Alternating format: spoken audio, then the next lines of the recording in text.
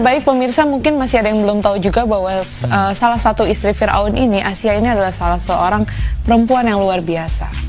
Nah, luar biasanya seperti apa? Kenapa? Belum tahu juga kamu, atau sudah? Saya sebenarnya pengen lebih tahu lagi seperti apa sih, dan katanya menjadi ini juga ya, ada salah satu korban juga ya? Iya, korban KDRT. Nah, itu dia. Padahal awalnya Firaun sangat mencintai. Aduh, ceritanya emang seru banget pemirsa. Mending langsung aja kita saksikan. Ini dia beritanya.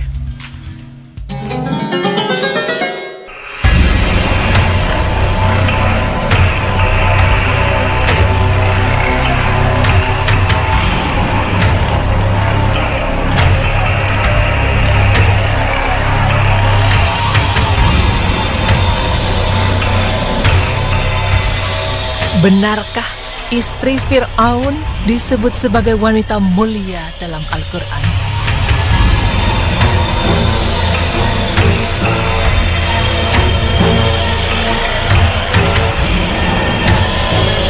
Wanita, mereka adalah sosok yang lebih mudah mengeluh, rapuh, dan tidak tahan dengan beban yang menghimpitnya. Namun, dengan segala kelemahan yang dimilikinya itu, tak seharusnya melunturkan keteguhan iman. Sebagaimana keteguhan salah seorang wanita, istri dari seorang suami yang menjadi musuh Allah, Rabb alam semesta. Seorang suami yang angkuh atas kekuasaan yang ada di tangannya, yang dusta lagi kufur kepada Rabb-nya. Wanita yang akhirnya harus disiksa di tangan suaminya sendiri, yang disiksa karena keimanannya kepada Allah, Zat yang Maha Tinggi. Dialah Asyah binti Muzahim, istri dari Fir'aun. Semula, Asyah adalah satu-satunya wanita yang sangat dicintai oleh Raja Fir'aun. Meski Fir'aun dikenal sebagai raja kejam yang tak segan-segan melakukan pembunuhan terhadap siapa saja yang menentangnya, namun terhadap wanita ini, Fir'aun sepertinya masih ada perasaan bertekuk lututnya. Kepada wanita ini Fir'aun rela mempersembahkan apa saja sebagai bukti rasa cintanya, termasuk salah satunya mengangkat Musa sebagai anak angkat atas permintaan Asyah yang sebenarnya kelak akan menjadi musuhnya sendiri. Dan berkatalah istri Fir'aun, ia adalah penyejuk mata hati bagiku dan bagimu. Janganlah kamu membunuhnya. Mudah-mudahan ia bermanfaat kepada kita, atau kita ambil ia menjadi anak. Sedang mereka tiada menyadari. Quran Surah Al-Qasas ayat 9. Disebutkan bahwa Asyah memang seorang wanita yang begitu cantik. Kecantikan wajah yang dimiliki juga diimbangi dengan keluhuran budi yang mulia. Maka tak heran jika Fir'aun mau memberikan segalanya kepada istrinya itu. Bahkan konon Fir'aun membangun sebuah istana kecil di pinggir sungai Nil yang khusus dipersembahkan kepada Asyah, istri tercinta. Di awal-awal kehidupan berumah tangga, tentu Asyah masih bisa merasakan kebahagiaan sebagai istri seorang raja. Namun kebahagiaan itu tidak bisa dirasakan dalam jangka waktu yang lama. Tepatnya sejak Fir'aun mengaku diri sebagai Tuhan, sekaligus memaksa kepada semua rakyatnya untuk menyembahnya. Sejak itu pula, tekanan batin mulai dirasakan Asyah. Dikisahkan bahwa Asyah sebenarnya mulai meyakini ajaran agama yang dibawa oleh Nabi Musa alaihissalam, anak angkatnya. Sejak Nabi Musa bersama Harun berusaha untuk menyadarkan Fir'aun, diam-diam Aisyah mulai sadar bahwa Tuhan yang sesungguhnya bukanlah suaminya, melainkan Zat yang menciptakan bumi beserta isinya. Seketika itu Asyah menyatakan diri sebagai Muslim, bahkan dia juga berani berterus terang kepada Fir'aun. Setelah Asyah berterus terang kepada Fir'aun, maka murkalah suaminya itu.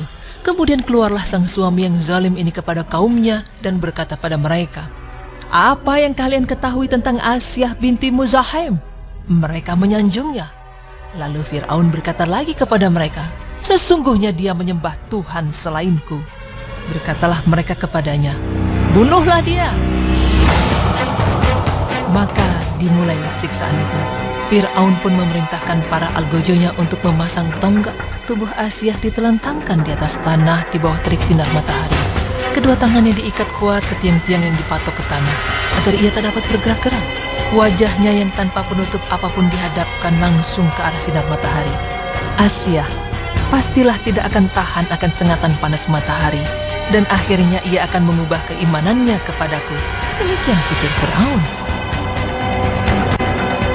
Tetapi ternyata Allah tidak membiarkan hambanya menderita akibat kekafiran Fir'aun. Setiap kali para algojo meninggalkan Asia dalam hukumannya, segera malaikat menutup sinar matahari itu, sehingga langit menjadi teduh dan Asia tak merasakan sengatan matahari yang ganas itu. Asia tetap segar bugar meskipun sudah dihukum berat. Kemarahan Fir'aun terhadap Asia semakin memuncak, manakala Asia tetap pada pendiriannya dan lebih memilih mempercayai akidah yang dibawa Musa dan Harun. Kemudian Fir'aun mengutus seseorang untuk datang kepada istrinya itu. Kepada utusan tersebut Fir'aun berkata, "Bawalah sebuah batu yang besar. Jika Asia tetap beriman pada Tuhan Musa dan Harun, pukulkan batu besar itu kepadanya. Namun jika ia mengubah pendiriannya, maka tetaplah ia menjadi istriku." Maka pada saat utusan tersebut sampai kepada Asia, istri Fir'aun ini sedang mendongakkan kepalanya ke langit. Untuk selanjutnya ia berdoa kepada Allah. Allah mengabadikan doa Asia tersebut dalam sebuah ayat yang artinya, "Ya Rabbku, bangunkanlah untukku sebuah rumah di sisimu dalam surga, dan selamatkanlah aku dari Fir'aun dan perbuatannya, dan selamatkan aku dari kaum yang zalim." Quran Surah At-Tahrim ayat 11. Allah pun mengabulkan doa Asia tersebut.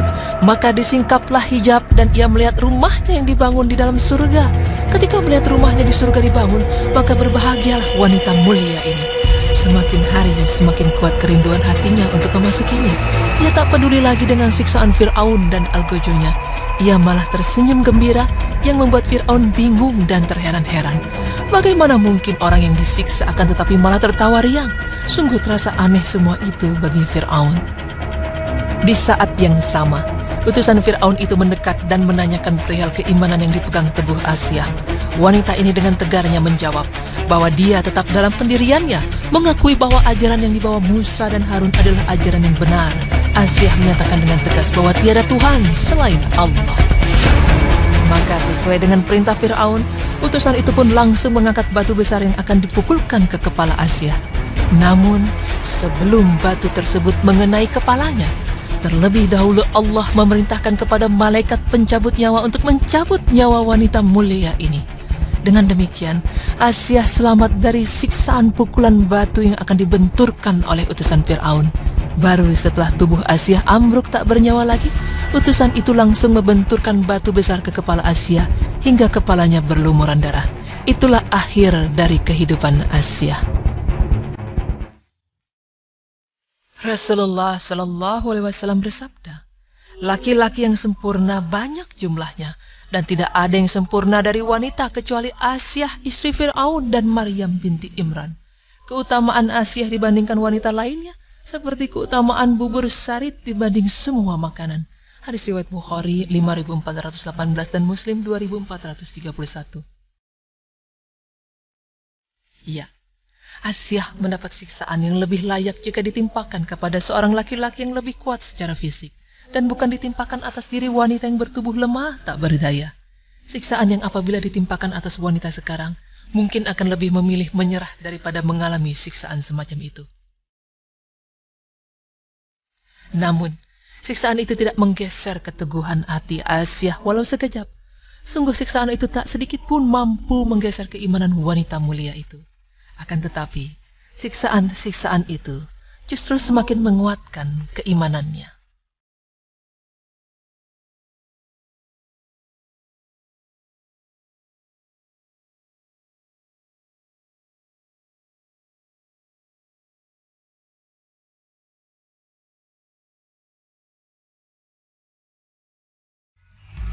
Ya Masya Allah ya, satu pelajaran keimanan yang luar biasa yang bisa kita pelajarin. Kadang-kadang kita orang-orang, aku suka lihat kalau dalam bekerja atau apa, kadang suka lebih ngerasa takut sama bosnya daripada sama Allah.